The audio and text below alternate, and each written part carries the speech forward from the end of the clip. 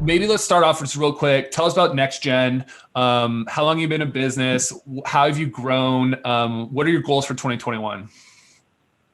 Okay, so NexGen started 4.5 years ago. We were still in a garage actually almost 5 years ago.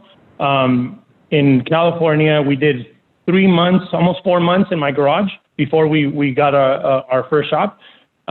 We did, I want to say we almost did almost $1.5 million, almost $2 million in our garage. And then 2016, January, we got our first shop. First year in business, we did $9.8 million in revenue. Second year, we did 18.1. Third year, we did 23.4. Fourth year, we did 30.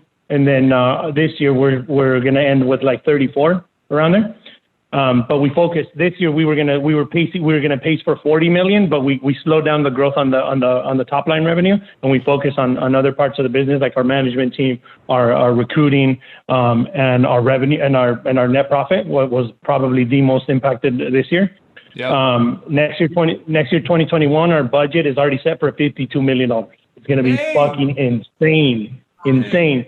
Go from 34 to 52 is almost, a $20 million jump. I've done a $10 million jump. It's pretty fun, but I've never done a 20 million. So I just want to try see what it feels like.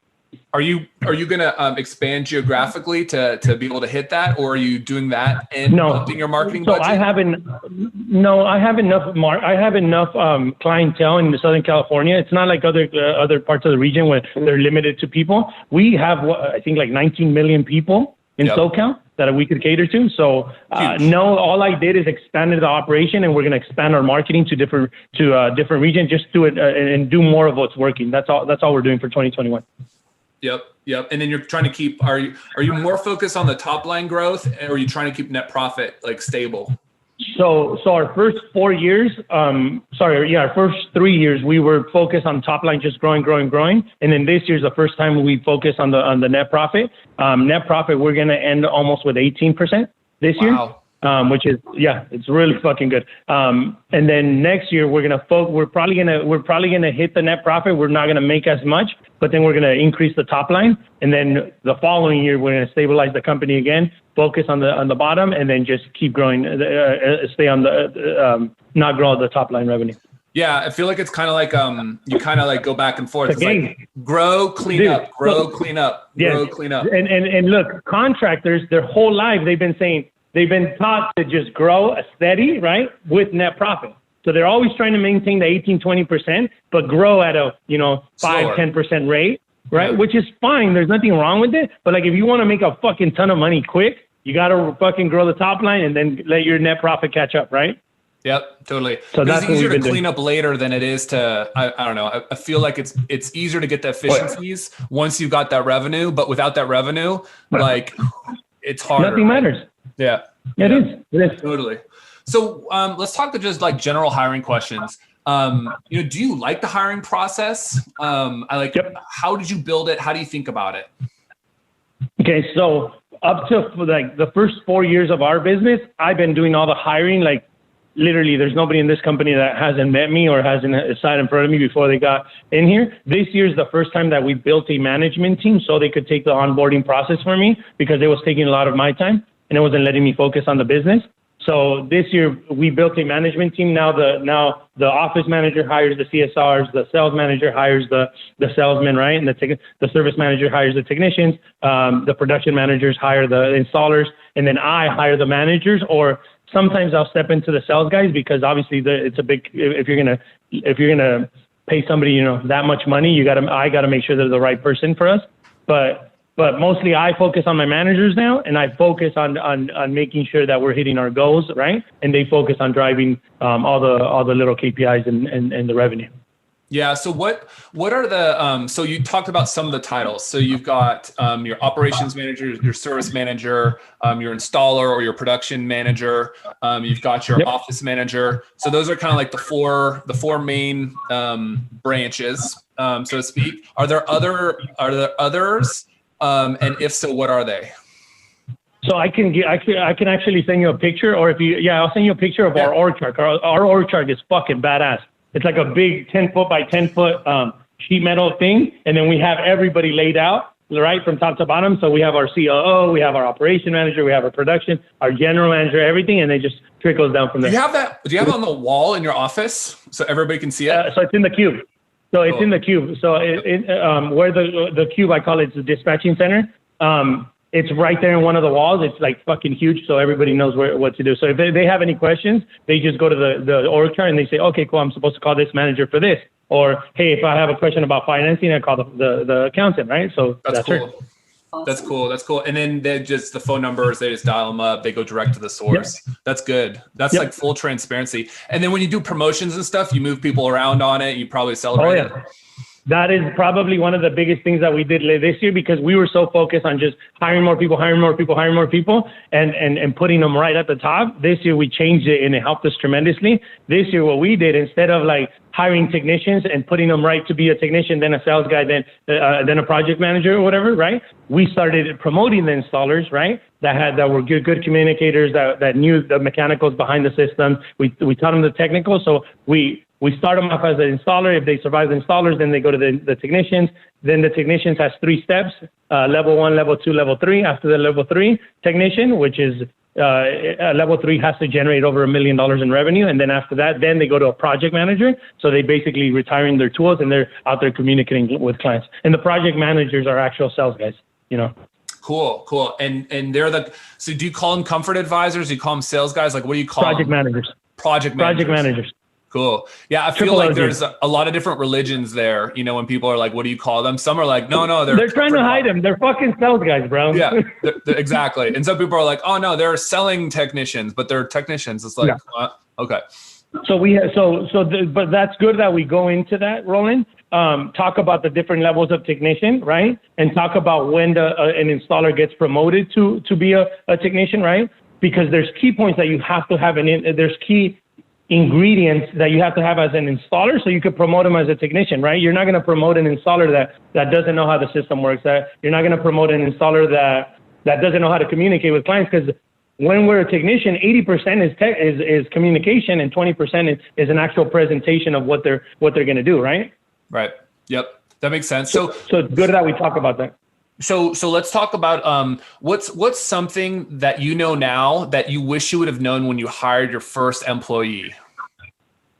Dude, the first thing that I know now. Yeah. Like, what's like the like for someone that's like, all right, I need to hire my first mini-me, you know, like I need to hire my first person. What's something that, you know, if you were to, let's say you were going to do NexGen in Texas, like, you know, you're going to hire your first person. Like, what would you do? Knowing what you know now.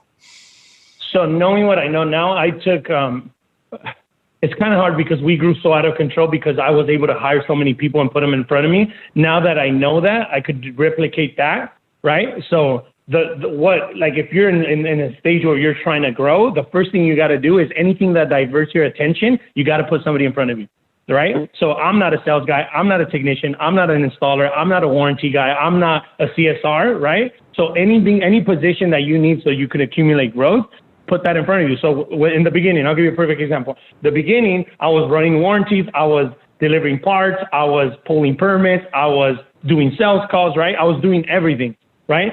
Slowly but surely, I knew that I had to let those roles go. So I hired my first delivery driver so I could have more time to focus on whatever I needed to focus, right? If I needed more sales guys, if I needed more installers, if I needed a warranty tech. So anything that takes up your attention, right? You have to put somebody in front of you. So if you're out there delivering parts, get a fucking driver, pay him $12 an hour, let him do the deliveries so you can focus on the business. If you're out there doing warranties, get a fucking warranty tech so you can focus on the business. Anything that diverts your attention from focusing on growth and the business, you have to put somebody in front of you. So another thing, so that was when I started, right? So I knew that I was doing deliveries, I was doing warranties, I was doing pulling permits, all that, right? So I knew I needed to get people in place so I can get all that so I can focus on the business. Once it got to that point, I had a warranty tech, I had a delivery driver, I had installers, I had all that. The calls started coming in, right? So the installers were calling me for everything. So I got a production manager to get in front of me. So now they're calling the production manager, and then he filters everything that if it's a major problem, he calls me. If it's not, then he can handle it himself. So time, energy, and attention. anything that takes your time, your energy, or your attention, right? When you're starting the business, you have to notice that.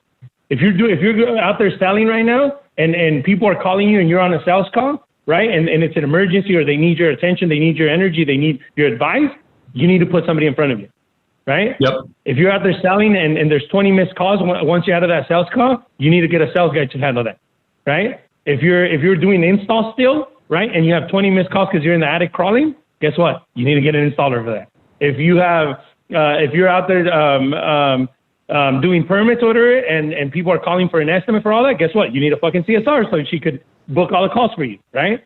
So anything that diverts your attention, energy, or mind, right? Anything that diverts it, put people in front of that.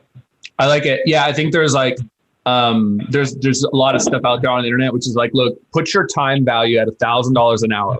Anything that's less than $1,000 an hour or 10 cent, whatever your number is, find someone else to do that for you, because the work that you're doing is valued so much higher than the delivery driver or than the CSR. It's not that they're not a big part of the team. Everyone's a big part of the team, but like you got to scale your way. So I think you're right. For a lot of pros, you got to see what's taking your time, what's taking your energy, what's taking your attention. I like those three. So what we should do is put this in car terms, because I love cars and everybody loves cars and everybody, like most contractors know, right? So you're the motherfucking driver, okay? And sorry for cussing a lot. Sorry, I didn't get your name. What was your name?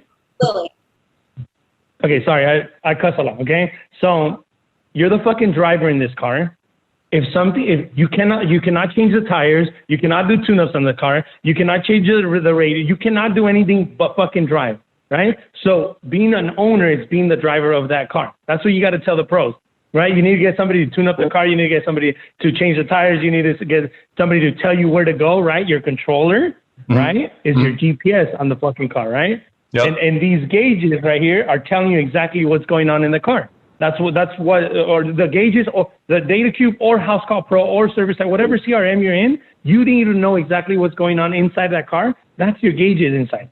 That's your CRM. That's whatever you want to call it. That's a great analogy, because you're sitting in a race car seat and you've literally got the gauges behind you. It's like you're living it. Plus, also, I think the other part of the analogy is good. Like, you could change your own tire. You could change your own oil. You know, but guess what? You're going to have to slow down, pull over to the side, do it yourself, then get back on the road when you can be fucking driving 100 miles an hour. That's what growth is. If you're not focusing on driving and putting and pressing that gas pedal, you're doing something else. Guess what? You're slowing down the growth. Yep.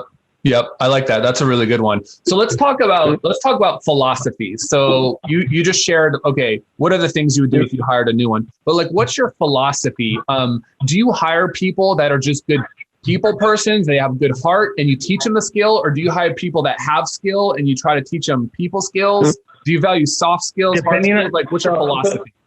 That's a fucking awesome question. Ready for this? It depends on the position. Like my general manager, right? My right-hand man, my dude, Tony, he's been with me since the garage. I trust him with my fucking life, right? So my general manager, I don't give a fuck if he knows anything about air conditioning. I'm going to teach him everything inside the operation, but I got to be able to trust that dude. Yep. I got to be able to trust him. My accountant, same thing, right? She's going to be going through all our financials, all our bank accounts, all that. I got to be able to trust her too. Who gives a fuck if she doesn't know anything? We'll teach her about air conditioning, right? So those two positions, your controller, your accountant, or your general manager, right-hand guy that's going to eventually take the whole operation away from you so you can focus on more marketing, on more leads, on more conversion, more finance, right? Anything. Those two people, it's got to be trust. Now, a technician, they got to have people skills, right? Who cares if they don't know air conditioning? You cannot teach somebody to be charismatic. You cannot teach somebody to be a good communicator, right? You cannot teach somebody to have that impact on people. Right? When they go to their house and they're like, and the customers feel the energy from them, right? You can't teach that. You know what I could teach? Motherfucking heating and air conditioning all day long, right? Yep. So depending on the position is the philosophy that I would tell them. If it's a technician, you got to make sure that they're charismatic. You got to make sure that they know how to communicate. You got to make sure that they know how to pay attention and listen to, right? Because 80% of their job is going to be that listening, paying attention, being charismatic, earning people's trust, right? Same thing with the sales guy. For an installer, guess what? They better know how to install, right? You don't need communication skills right there. You need to know how to weld, how to purge, right? Yep. So it depends on the position, the philosophy that I would tell people. For for office personnel, for CSRs and dispatching and all that, they gotta be like happy, joyful people on the phone. Where when they answer the call, you grab people's attention right away, right? You don't want to somebody answering the phone. Thank you for calling NexGen. What do you need, right? I'll call you back later, right? Because then that experience is gonna start in the wrong foot, right? So it depends on the position, on what you're gonna look for. But we could go through every single position. I don't mind telling you guys, but what I look for. But important positions is trust, right? Technicals and all that, you can always teach them. Yeah, totally. I think that's a really good just differentiation. Yeah, there's lots of different things you look for in the different positions, but in general, you're looking for the trust. Are they happy people? Are they good communicators? Are they just like, someone that you want to be around? And then the technical side, you can always train them. If they're good on the phone, selling HVAC is no different than selling anything else. Really, you're just good on the phone. The product, clearly. Yep. Hey, so you know what? What helped me out a lot too, and I'll never forget what Gary Vee said is, hiring is guessing, firing is knowing. Right? I don't know if you ever heard Gary Vee say that. Hiring, you're guessing. You don't know what the fuck if they're going to be good or bad. Firing, you know that motherfucker was bad, right? So hiring is guessing, firing is knowing. Yep. So that's actually a good question. So I hear people say hire fast, fire fast. I hear people say hire slow, fire fast. I hear what's your combination? I hire people fast, right? Because of the growth I'm going. If I would hire slow, my growth would slow down, right? So I hire fast, but I fire faster, right? Yep. Why? Because of my goals. So if you are trying to get to $5 million, you're going to stay at $5 million. You don't want growth. You just want to have a perfect $5 million contracting business with a perfect life to go home and enjoy your kids and all that. That's fine, right? There's nothing wrong with that. So when we're talking about these interviews and we're trying to give people advice, the number one thing that they got to know is where are they in life? Like me, I want to get to $100 million faster and healthier than anybody in this whole fucking industry, right? So I'm going to be firing and hiring fast, right? If you're a $5 million contract, if you're a $4 million contractor, you're trying to get to $5 million and you just want to stay there, then hire slow. Look for the right person, take your time, give them a chance, train them properly, go all the way through, right? And then fire slow too, right? Because then you're going to stay around the same gross revenue, right? Yep. But if you're trying to grow fast, guess what? If you're hiring slow, you're not going to grow. Bottom line. I feel like that's great advice because a lot of people they always just say, no, it's always one or the other. But what you're saying is a little more clever, which is depending on what your goals are, they should match your goals. Yeah. Yeah. Yes. It's just like the philosophy thing. It all depends on the position. The same thing with hiring fast, all that. It all depends on what you want to do. If you fucking trying to be the 800-pound gorilla, dude, go to Parker & Sons, go to Horizon, go to Service Champions. You don't think they hire a shit ton of people? Yeah. Yeah, because they're trying to satisfy all those calls, right? If you don't have calls, why are you going to hire people? That makes sense. So what do you believe in? Do you think, so is NexGen always hiring people, or do you do you just wait until you need somebody? Are you always looking for good people? Are you always doing that? Always hiring people. And it goes back to one of the videos that I made when I think it was the first video I've ever put it on social media. I think it was called the Founder Video. And my marketing company came up with the concept of just saying who we are, who I am, who the company is, right? We're always hiring good people. Good people plus marketing gives you a good company. That's it. Yep. If you have really good technicians that care about their customers, that do the procedures, that give a five-star experience, you're going to have a five-star company, right? So we're always hiring. NexGen Air is 100% always hiring. Now we might slow down depending on positions. I'm not going to hire 10 controllers, right? We only need one. Yeah. I'm not going to hire 5 general managers. We only need one right now, right? But technicians, installers, project managers or CSRs, we're probably always hiring. Right now, I need to satisfy 25 trucks that are getting delivered this week, 10 of them this week, 10 next week. We're getting 25 trucks, so I need to fulfill those trucks, right? I need technicians, or I need project managers and installers. Yep. So we're always hiring. Yes, sir. Yep. Yeah, I feel like a lot of pros fall in the trap of I don't need a guy yet. I'm going to wait. And then all of a sudden, the calls start coming in. And then it's I got to try how can I hire? And it's now I got to pay them $25 an hour and I can't find anything. You're in that problem. So what happens, Roland? So that's a perfect example. I'm going to tell you something about that. So what happens is we are always hiring, so we are always pretty staffed up for our demand of calls that we have. If I tweak the marketing knob, right, and I start putting more marketing money, it's going to equal to more marketing calls, right? So we're always hiring based on the demand of calls that we have. If right now we have 46 or 47 technicians, right? We're keeping them busy. If I add more marketing money, I'm going to need more technicians.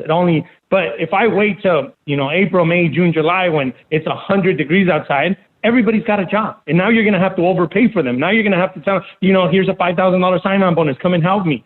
You know what I'm saying? But if you're always staffed up and you're just increasing the marketing spend, the marketing calls, right, and always satisfying the clients with technicians, then you're good. You're always going to have growth. Yeah, I think that the hand in hand that you're talking about, like you have the ability and how to turn that marketing dial, and you know what that's going to generate. So you need to get 20 trucks. So you need to fill those 20 trucks. So you're constantly turning those knobs. So Roland, it goes back to your reporting, right? It goes back to having good data. It goes back to making sure that your CRM is satisfying you on that. If you know that you spent $10,000 this month on marketing and you have 3 technicians, right? Right, and the technicians are getting 2-3 calls a day. They're satisfied. We're making money on that. What happens when you have $20,000 in budget? Well, now you're going to need 6 technicians, right? Yep. This business, as unpredictable as it is, it's a formula. All it is. If I spend $100,000 in marketing a month and I have 40 technicians, guess what happens if I put $200,000 in marketing? I'm going to need 80 technicians, right? Well, I think that's what you were telling me earlier. The goal, like, look, if you're going to grow the business by 20 million, what marketing spend you need to spend to get to 20 million. So if you add that on top of the funnel, then all the rest falls into place, which how many technicians you need to produce 20 million more in revenue, especially on the installs. And especially right now, like most Housecall Pros are doing, they don't have a general manager, right? They don't have the sales manager, all that. So they have to do it themselves. It's okay. Dude, don't trust me. NexGen Air is an amazing company, but it's not like it was always this perfect structured management team that I have now. Dude, I was doing the hiring. I was interviewing CSRs. I was interviewing warranty techs, installers, technicians. There's nothing wrong with that. You know what I'm saying? Yep. It just gets to a point where I got overwhelmed, so I put people in front of me, right? And started doing the management thing. Yep. Yeah, I think people sometimes never get started because they fall into that trap, and then it's really hard to get out of it, and then you're constantly behind, and then everything piles up, and then you feel like you can't grow. Don't wait. Unlock yourself from that. Don't wait, dude. Don't wait, because from day one, I always knew my goals, and like it goes back to the question you asked me.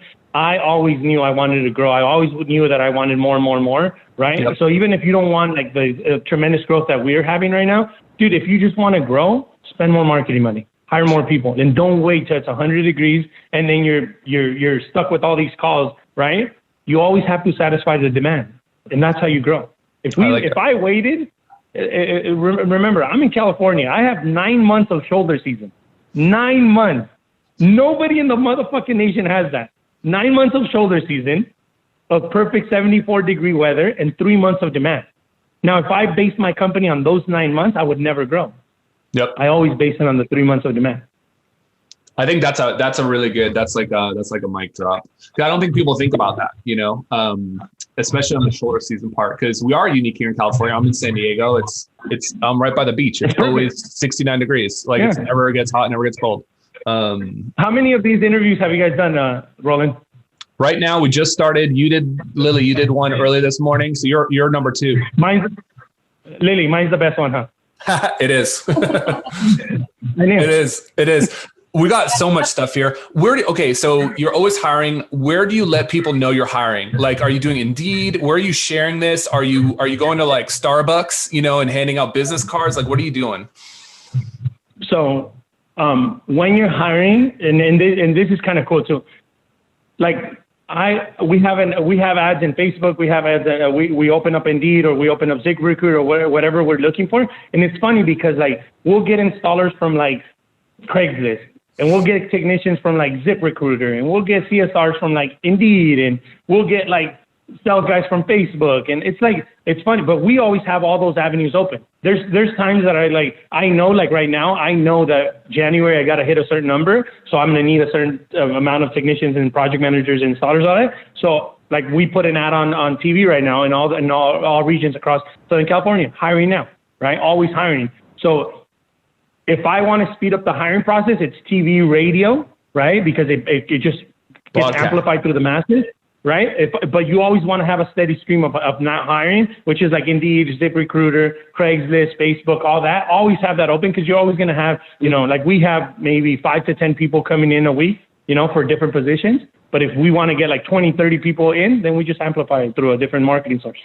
Yeah, so it sounds like you've got a steady system for a steady flow, and then you've got another system where you need like blasts, hypergrowth. Broadcast for hypergrowth. I like it. So what about in terms of like job description? Do you use the same job description, the template, like all the time across the thing? Like, have you found the one that's like your unicorn job description, or are you always tweaking it and changing it? We're always tweaking it based on the position.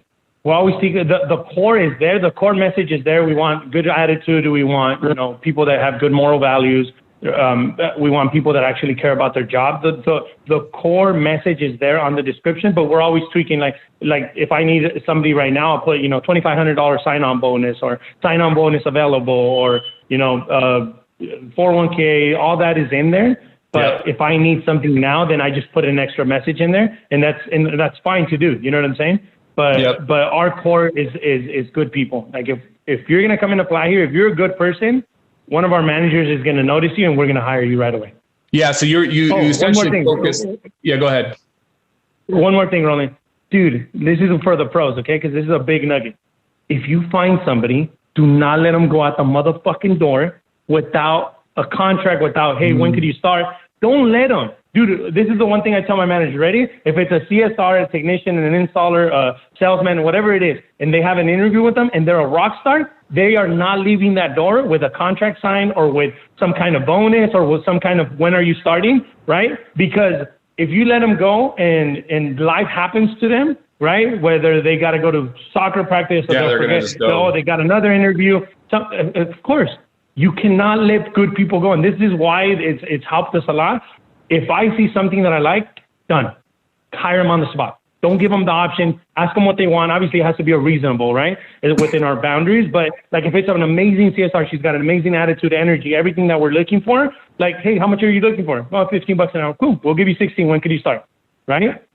That kind of thing. Don't let good people go out the door. Yeah, we do something similar at Housecall Pro where we interview and then we throw. So 1 through 5, 1 is like waste of time. 5, if you throw 5 on someone, that means don't let them leave the building without an offer. And you can never vote 3. You can never vote 3. 3 is like, you can't be like, maybe no. It's either yep or no.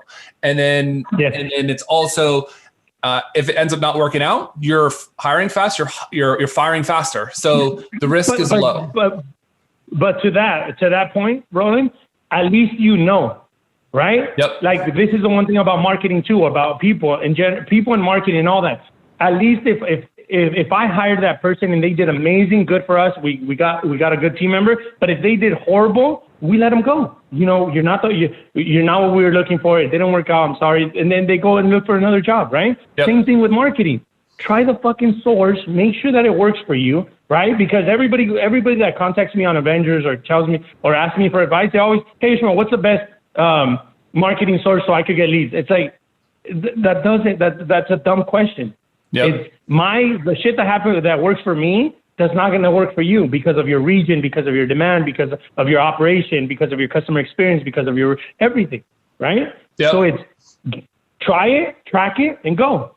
Yeah, I think that's right because a lot of people are like, "Oh, Yelp is so shitty," but it's like not in the West Coast. It's amazing. Bro, we get like there's times that we're like getting 16 ROI on fucking Yelp. Yep, totally. And so I feel like, just because, maybe you're unfortunately in the middle of the country and Yelp is not as big, but it doesn't mean that you shouldn't try it. So I think that's the message, which is like, try it, measure it, and then choose if you want to keep doing more or less. Yeah. Yep.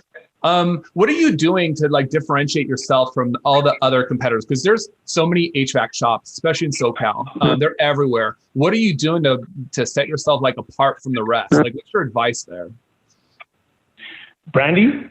Like the one thing I did from day one, we branded ourselves in the market where nobody else did, right? So why we grew so fast is because we branded the NexGen logo, the NexGen billboards on the Angel Stadium, on on TV, on everywhere. We differentiate ourselves just by our logo, right? People saw that X or saw that NexGen, they're like, oh yeah, it's heating and air. Let me call them, right? And that's what I saw, that in Southern California, there wasn't that one company or that couple companies that people actually knew. Like everybody had to look for the company that they wanted. Like if they needed their air conditioning, they would go on Google, Yelp, whatever they did to look for a company, but nobody really knew, like, oh man, like kind of like the Nike or the Target. Everybody goes to Target for certain things. Everybody buys Nike shoes, right? That's what I did since day one. I branded my name everywhere, so people actually know. Like they can't. Oh, I've seen that company. Oh yeah, I've seen them here. I know them. They're a good company. I've looked them up on Yelp. So we branded ourselves super good since day one. So that was one of the things. Yeah, you've got a cool logo too. So it's like all the right colors. It's super recognizable, even from a distance. I feel like sometimes people try to put too many words in a small box, and you're like, what is that? No, it's like, no, just do pro. You know, like what is it? Most and then also the name doesn't mean anything, but like if you Google it, we pop up right away. Like I'm not, Hernandez heating and air, dude, or perfect climate heating and air. There's like 100 different things. Google's gonna identify perfect and climate, right? Before they even identify. NexGen is like, if they Google NexGen, we're gonna pop up first, right? So that's the one things that I knew from day one, is that I wanted to differentiate myself by them getting in contact with us fast, by them knowing who we are, but based on our logo, right? And the last thing is our customer experience. We perfected the fucking customer experience. Like, if you go on Google, if you go on Yelp, like we ride on a 4.9 stars on Google, and we ride on like 4.5, 5 stars on Yelp. And for a company our size that touch 200 to 250 customers a day to maintain that good reputation, it all starts with the customer experience process. So we worked on that. We worked on our branding, and we worked on our logo. Yeah, that's good advice. I think that what a customer, like a homeowner, may see when they Google you is the same as like someone looking for a job. They're like, oh, is this a cool company? No one wants to work for a company that's got bad reviews. So like customer reviews are important, not just to get more customers, but to also get new employees that are looking at you, because they're gonna decide whether they want to work for a company or not based on that. Review-based customers is the future, Roland. I've said it a million times. Review-based customers is the 100% of the future. Review-based contractors. Yep. Everything's reviews. I guarantee you put NexGen with 3 stars and NexGen with 5 stars next to each other, everybody's going to go to the 5 stars, right? Yep. Well, guess who's going to spend less marketing? Guess who's going to make more money? Guess who's going to have the longevity? Not the 3 stars, 5 stars. Yeah, and you can charge more, So it's like, sure, you can find cheaper than us. Sure, you can go look. But you're not going to get that 5-star experience. You're not going to get the NexGen experience. Yep, that's cool. So what about I wish I could drop names, but I'll keep my mouth shut. It's all good. It's all good. What about how do you feel about in terms of salary? Are you doing hourly? Are you doing commission? Does everybody know what everybody's making at NexGen? Are you really transparent, or is it different? Like, how do you think about that? So when we hire somebody, it's part of our onboarding process, depending on what position they're getting onboarded for. Everybody has a contract here. So it's never, well, he promised me this, he promised me that, he told me this, he told me that. Everybody knows that this is your contract. This is how you're going to get paid. Is there anything wrong with it? Nope. Sign off on it. I'll sign off on it. It goes to payroll. And then if there's any discrepancies, we always go back to that contract. So that's probably a huge nugget that you guys want to jot down when you're growing is, that's one of the things that I could improve, Roland. From day one to now is I wish I would have put everything in contract from day one, because at the beginning, I didn't know how huge it was going to be and how badass of a motherfucking company we're going to have. But it was like, yeah, I'm going to pay you $15 an hour, come over, right? And then it's like, well, you told me it was going to be 20, and it's like, at the beginning, I wasn't doing that. I wish from day one, I would have started what we have now is a whole onboarding process. Right? Day one is, this is how it's going to be. Day 2, day 3, day 4, day 30, day 40, right? This is exactly what's going to happen. And this is exactly how you're going to get paid. And then there's no problems, because there's a ton of contractors that have gotten huge problems, right? Luckily, knock on wood, NexGen hasn't done that. But because they promised this, they promised that, and they never delivered that, right? So put everything on paper. Yep. And get it signed. Yep. That's right. Get it signed. Yep. Get it signed. Yeah, that's good. And then on your job postings, are you listing like, hey, 75K installer? Like, are you listing the dollar ranges on the job descriptions? How do you think about that? Yes, sir. So we'll put depending on which source we're using, but like if it's a project managers, we'll put up to $100,000, making over $100,000, because we know based on the position how much the lowest manager, the lowest project manager, or the highest project manager, or the lowest installer and the highest installer gets paid. So we always start them off at the base, and then obviously they always have time for growth here. Yep. So yes, it's important. It's important to communicate that, because you don't want somebody that's expecting $150,000 to show up to your interview and you can't afford them, right? Because then it's just a waste of time for you and them. So make sure you're transparent with them. Yep. Are there any other things that you ask in the application process that you think is like unique before they even get to the door, like as a way to screen all the resumes? Because I bet you a lot of people want to work for NexGen, so you're probably getting a lot of just inbound. So now, can you hear me? Yeah. Yep. Okay. So now what we do is management does the first interview, right? Depending on which position, if it's a CSR, technician, whatever, management does the first interview. And then if it's a really good, like you said, if it's a really good person, they'll text me and they'll be like, hey, when could you meet with them? Most of the time I'm here in Orange County or in my Inland Empire branch. Yep. So if it's a really, really good person, I'll make it happen the same day or the next day, right?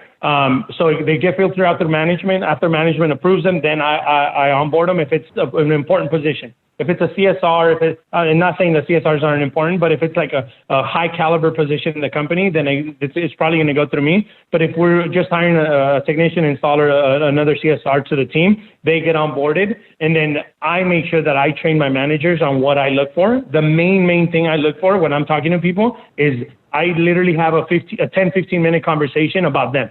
Like, I just want to know who they are before they come into my house, right? Like, obviously, NexGen's our house, right? And we got to protect it by all means. So if you're going to let somebody in there, you kind of want to know who they are. Like, morally, do they have family? What are their goals in life? I always ask them, like, hey, how long have you lived in California? How do you like it here? Did you go to high school here? Are you married? Do you have kids? Just get to know them. It's more, it's more of a friendship little conversation instead of like interrogating them. Like, what do you know how to do? And how long have you been doing this for? And they're like, dude, we know you know how to do that. Like, who are you as a person before you come in here? Because we make it super clear, Roland, and this is another nugget I'm going to tell you guys. We make it super clear here at NexGen that if you get one-star review, right, you get suspended right away. If you get 2 1-star reviews, you get suspended for the first one for 1 week, the second one for 2 weeks, and if you get a third 1-star review, you're gone. You're out. That's a harsh golden nugget, but I think it helps you retain the right people. I think a lot of people are. Good. I think a lot of people are just scared to fire people, and so they're like, but they're really good, but they're really good. It's like, nope. Just guess what, Roland? If they were really good, they wouldn't be in the position to get fired, right? So we give them the benefit of the doubt. It's not like their first bad review, we fire him. Obviously, if it's something major, But if it's a first bad review, I make it really clear to my management, and then management makes it really clear to the staff. Like, dude, 1 bad Yelp review, it's a slap on the hand, you're going to get suspended. 2 bad Yelp reviews, you're going to get suspended for 2 weeks. And the third one, you're gone. Why? Because it sets the standard heights for all the technicians, all the project managers, all the installers, that we don't tolerate bullshit here. Our customers mean everything to us, and our customer experience has to be perfect. Yeah, are we going to have bad days? Yes. Is a technician going to do something they're not supposed to do? 100%. It's what we do with it that differentiates us from the rest of the people. Yeah, the rest of the contractors. Yeah, because you can see even on some of the reviews, if it's 1-star, you'll see, they try to make it right, and then it's like a 3-star or 4-star. So you always like. Thank you. Yeah, so even if that, you can see that in your reviews where it's like, but then they comp the system, free system. It's like, whoa, free system. That is the key right there. What you just said is the key to review-based contracting, is making sure you communicate with those clients and get that updated. Don't get it deleted. It's going to hurt every rating score. Get it updated, because another customer is going to see that and it's going to say 1-star. They overcharged me. Hey, managers call me. They made it right. They're an amazing company. You know how many customers have called us and said, I looked at your reviews, they're amazing, and I saw a couple of bad ones, but you made them right, and that's why I went with you. Right. Yeah. I feel like that's a real good golden nugget, because people are so afraid of them. I should get paid for this shit, huh? Yeah. Lillie, I should get paid for this shit, huh? We gotta do like a triple OG next star or something. I'm down for that shit. A whole training course. I like it. Well, what about are there any like big red flags that in the interview process that you hear somebody say where they answer your question somehow? Are there any like big things where you're like, ooh, they said that and that's my trigger, and like you're out? Like, nope. When people, you know what when I look for if I interview somebody, when they're too focused on the money. Right? If they're all they're caring about is their money, how am I going to get paid? When am I going to get paid? How does this get paid? Am I getting paid this? Am I getting paid that? Am I getting paid? If that's all I'm hearing, they're here just for money. I don't want them in the team. If they're asking the right questions, say, how long has your company been around? And what do you guys, what's your star rating on Yelp? And hey, if a customer's pissed off, what do you guys do? Like they care exactly about what's going on inside the company. That's a perfect star for us. Right? If all they care about is paid, we're not the company for you, because we pay well, but we pay well based on performance and based on customer satisfaction. Right? Yep. And if you're too worried, too distracted by your pay, you're never going to worry about my customers and their experience, because all you're worried about is your pay. Because 90% of our conversation was paid. Right? I'm thinking from like an interview question perspective, do you have like a favorite question that you like to ask or that you ask in each one besides the, hey, tell me about your story or life story? But like, do you have like so Google, like in the tech world, like interview questions are shared all across the internet, and, they have like, how many marbles fit in a car, and they got all kinds of funny things. Like, do you have any favorite interview questions that you really want your people to ask and ones that you ask? The one that I always like to know is how could I ask this? Not like what makes you unique, but like I always ask them, like, what do you do in your spare time? Like is there something that interests you a lot? Or because like if people have like hobbies, goals, and like, I go to like we have technicians that are here, and they go like, I'm a technician, I in the daytime, and then in the nighttime I go to school because I'm trying to become an engineer. I love those kind of people, because then that they're obsessed with growth, and that they want to become better. But if you ask somebody, hey, well, what do you do in your spare time? Or like whenever you're not working, what is it that you like to do? Oh, I like to hang out at the bars and pick up girls, or, I like to drink with my friends and get drunk, right? Those are the kind of things that I like. I want to know outside of work that you're a good person, because if you're a good person outside of work, you're going to bring that good person into our work environment, and it's always going to make our company better, right? If you're just worried about, going to the bar and getting drunk and all that, it's probably not going to work out here. Yeah. So I always like to know what they do with their spare time. Yeah. And so are they passionate about something? I've seen some of your guys, they do like custom tricked out like lowriders, and they're mechanics on the side, and they got really cool stuff. Yep. And they show that off, that's their hobby, and that's cool. Yeah. And you embrace it too. You embrace it. That's what makes them special. That's what makes them like them, right? Like I love old cars. I have a technician that's really, really good. Actually, he's a project manager, and he plays in a band on the weekends, and he gets paid for that. He loves that shit. Like, to me, that's actually like, and why he does it, he's like, hey, it's an extra money for me and my family to enjoy. You know what I'm saying? That tells me he cares about his family. He's got passions about something. He loves what he does, right? So he's only going to bring that into our NexGen environment. It's only going to make our company better. Yeah, no, that's great. I think company culture and just like that openness and sharing, that's huge for sure. What about in terms of like onboarding? So you've picked your person, you gave them an offer. Are you negotiating with them, or you say, hey, what's your number? And then you give them a counter number. Do they negotiate? Or it's just like, no, here's what we pay. Here's how you can get from here to here. Here's how the commission works. So if you want to make this, all you got to do is sell X. Like, how do you do that? So when we do the onboarding process, number one, we make sure that their pay is super clear. If they impressed us, like if it's a 5 and they're asking for a couple $100 more, if it's 100%, we're always going to hire, right? But if it's like a 2 and it's like they're asking for more, then we just say, hey, maybe we're not the right company for you. 4s and 5s, we're always leaning towards. If they're an amazing person, you could tell by the way they're speaking to you, their energy, you know what I'm saying? We never let them go outside the door. And as long as it's a reasonable thing, right? If we're offering $20 and they want $25, right? And they're a 5, we're probably going to make the deal. Right. Yep. But if it's somebody that's not going to, we don't know if it's going to fit in, and they're asking for their extra $5, we're probably going to say no. Right. But we always tell them, look, this is where you're starting. right? There's some CSRs that make this. There's some technicians that make this. You can always grow your way into it. So come in here, show us what you could do, and then your performance is gonna dictate how much you're gonna make here. Yeah. And so how do you do the performance reviews? Is it annual? Do you do it just like if someone's a rock star? If I hired Lillie and I was like, oh crap, like I didn't pay her enough, like 1 month in, I'm like, no, you're going to get a raise right away. Like, how do you structure those cycles? So they do a 6-month evaluation on everybody, like after they get hired, and then they get their first raise. And then after that, everybody has monthly bonus plans. So if they all want to make more money, there's no cap to their bonus plan. Like if they want to, if it's a project manager and they're having a kick-ass month, right? It's unlimited to the amount of bonuses they can make based on their performance. If it's a CSR, right? That's sitting in there, they're getting their hourly, but they want to make more. Well, guess what? Answer more phones, book more calls, right? Get your KPIs up, and then you get paid more. And there's no limit on that, because why would you want to limit good performance? Yep. No, I like that mentality a lot, because ultimately the more they sell, who cares? Pay them unlimited anyways, because it doesn't matter. You're paying a percentage. Of course. Of course. As long as it makes sense for everybody, then everybody should be happy.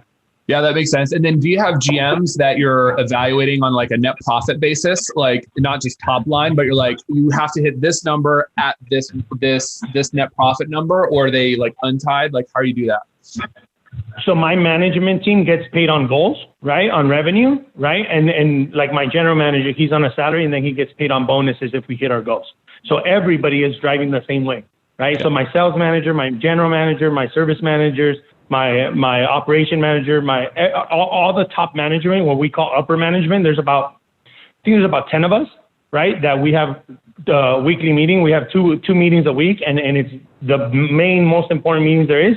They get paid on performance and goals, right? So if we hit $34 million with this on the bottom, then everybody gets paid an extra bonus, right? But cool. Everybody gets paid their hourly to be compliant by California, because everything has to be hourly here. Yep. You cannot pay 100% performance, and then everybody gets paid bonuses on performance. That's cool. Yeah. So everyone's sharing the same goal, and if everyone does well, everyone gets a bonus. So that drives the team mission. If the company does well, this is what I tell everybody: if the company does well, everybody does well. If the company doesn't do good, nobody does good, right? Yep. Yeah, I think too often I see pros, they have like custom compensation structures by individuals, and it's like it's not just individual goals, it's a team goal, like from the booking of the call, setting the expectations on the phone call, to the sales tech, to the installer, to the QA crew. You need to have that whole thing lined up. Everyone needs to be doing everything. Everybody has their individual goals, but upper management all are driving towards the same, because they're number one, they're the ones managing everybody, right? Yep. So everybody has their individual goals, and then it gets meshed into management, and then management drives forward everybody as a team. If we all do good, then everybody in the management team gets bonus. I like it. So how many people started at the bottom of NexGen and then worked their way up to that like GM level spot? Like what are the levels? You start them off as helper, or do you not do helpers? And then you go from installer to sales. Like what does that career look like?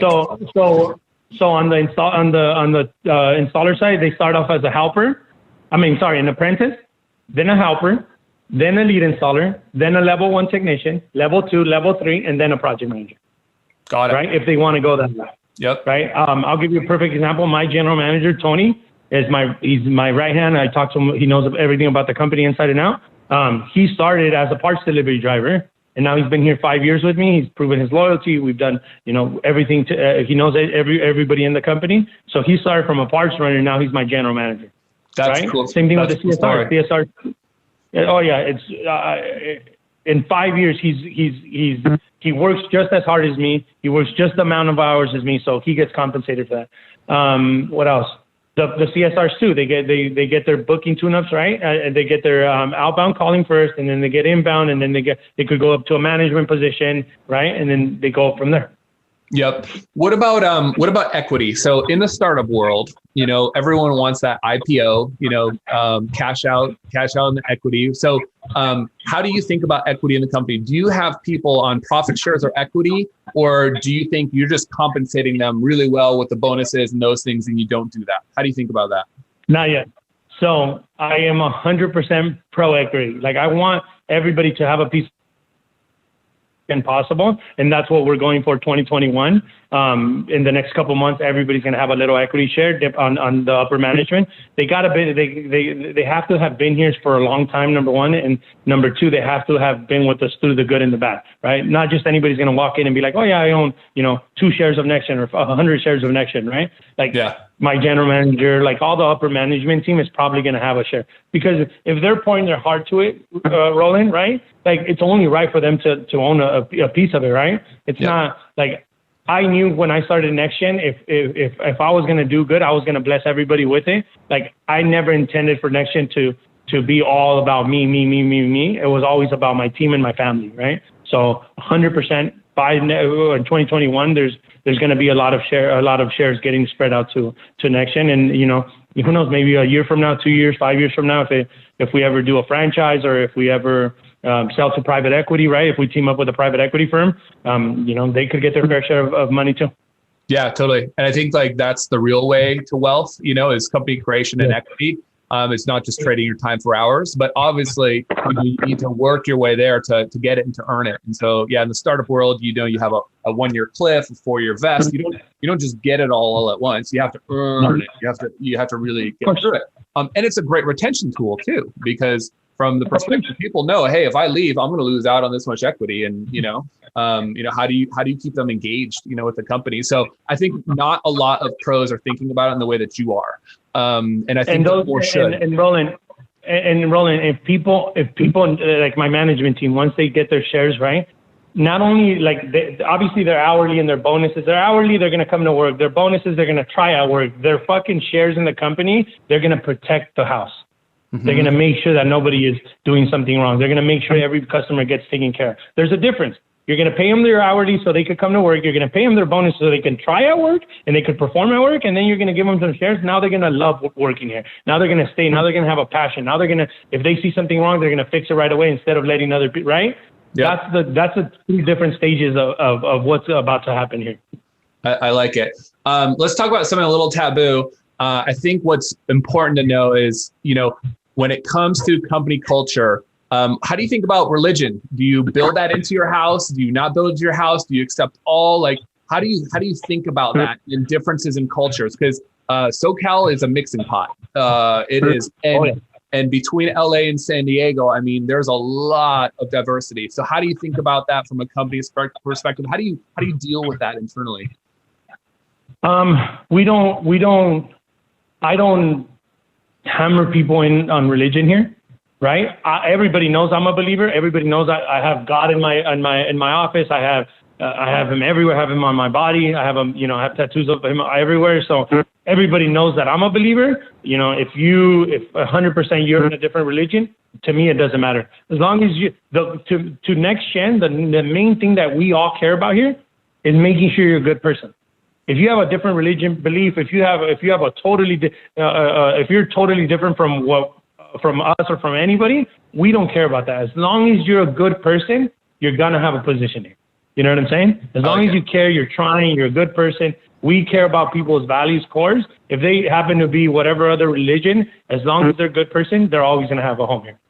Yeah, I feel like there are some pro companies out there that are very outward facing and then very Christian and only hire Christian, or like in Salt Lake City, only Mormon, only that. But then there's also in California, definitely coastal. You've got such a wide variety and diversity. So that's definitely something that people shouldn't shy away from. They should embrace it, and I think you guys are embracing it.